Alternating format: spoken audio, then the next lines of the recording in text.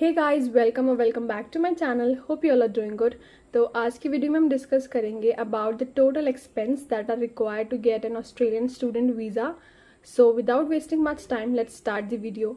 और वीडियो शुरू करने से पहले जो लोग मेरे चैनल पर पहली बार आए हैं, do subscribe it before watching the video and give the video a thumbs up.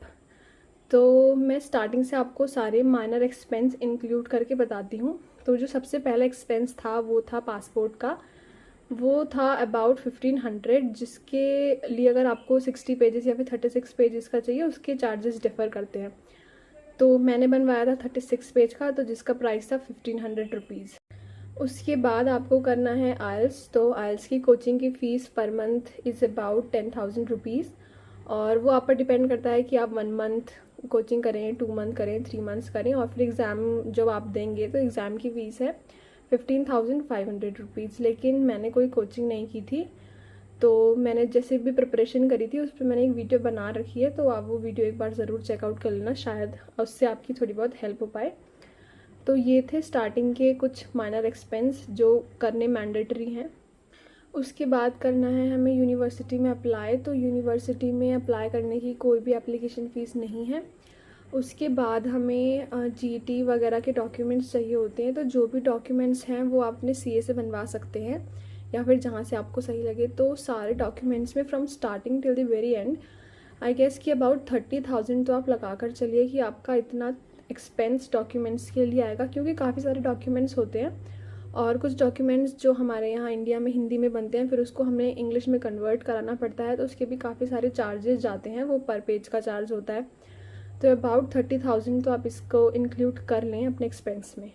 उसके बाद आता है आपका सबसे बड़ा खर्चा, जो कि है आपको फ़ी पे करनी। तो वो हर यूनिवर्सिटी की अलग अलग होती है, जितना आपके ऑफर लेटर में आएगा आपको उतना पे करना पड़ेगा। लेकिन मैक्सिमम मैं आपको इसका बताऊं तो आप 10 लाख लगा के चलिए, क्योंकि अब जो ऑस्ट्रेलियन यूनिवर्सिटीज़ हैं वो 50% नहीं 75% फ़ीस मांग रही हैं। तो अगर आपने जिस यूनिवर्सिटी में अप्लाई किया है वहाँ पर 75% फ़ीस मांगी है, तो आप 10 लाख तक मैक्सिमम लगा कर चलिए। तो जब आपने फ़ी पे कर दी, तो फ़ी पे करने के बाद आपको जो अगला काम करवाना है वो है अपना मेडिकल। तो मेडिकल जो मैंने दिल्ली में करवाया था लाजपत नगर मैक्स हॉस्पिटल में, वहाँ का चार्ज था 7,000 रुपीज़।